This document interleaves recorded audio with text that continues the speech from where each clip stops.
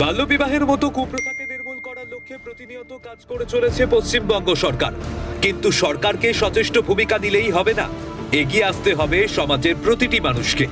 সে কথা মাথায় রেখেই বাল্যবিবাহ রুখতে উদ্যোগী Bitan institute of awareness and networking Kolkata পুর সংস্থার ৮ নম্বর ওয়ার্ডে পুর প্রতিনিধি পূজা পাজার তত্ত্বাবধানে আয়োজিত হল বিশেষ সচেতনতার কর্মসূচি।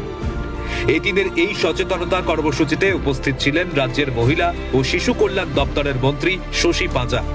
বৃহস্পতিবার থেকে ৩ দিন বিশেষ ট্যাবলো ঘুরবে শহরের বিভিন্ন এলাকা। অডিও ভিজুয়াল সিস্টেমের মাধ্যমে বার্তা দেওয়া হবে বাল্যবিবাহ বন্ধের। আমাদের চাইল্ড ম্যারেজ রুখতে আমরা একটি ট্যাবলো বিতান এটা আয়োজন করেছে। আজকে আমরা ওয়ার্ডে এটাই শুরু করছি, 3 দিন যাবত এটা চলবে। বিভিন্ন রুট আমরা করে দিয়েছি।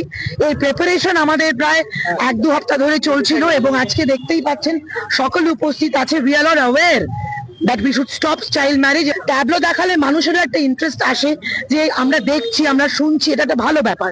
এবং এই ট্যাবলোটি আপনারা ঠিক পেছনেই দেখতে পাবেন রয়েছে। বাল্যবিবাহ আমাদের বন্ধ করতে হবে। আমরা অনেকটা আমাদের 10 বছর আগে যেরকম আমরা ছিলাম মানসিকতা অনেক তার বদল হয়েছে।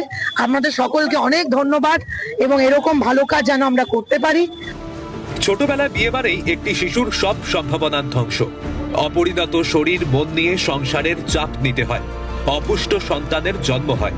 তাই বাল্যবিবাহের কুফল নিয়ে সকলকে সজাগ করা প্রয়োজন, যাতে তারা নিজেদের বৈবাহিক বিষয়ের আগেই বিয়েতে উৎসাহ না পায়। বর্তমানে সমাজ যত এগিয়েছে তার সঙ্গে বাল্যবিবাহের মতো সামাজিক প্রতিবন্ধকতা দূর করতে উদ্যোগী হয়েছে সাধারণ নাগরিকরা। আরো বেশি করে সচেতন করতে এই উদ্যোগ বলে মনে করা হচ্ছে। অভিজিৎ প্রামাণিকের রিপোর্ট, ক্যালকাটা নিউজ।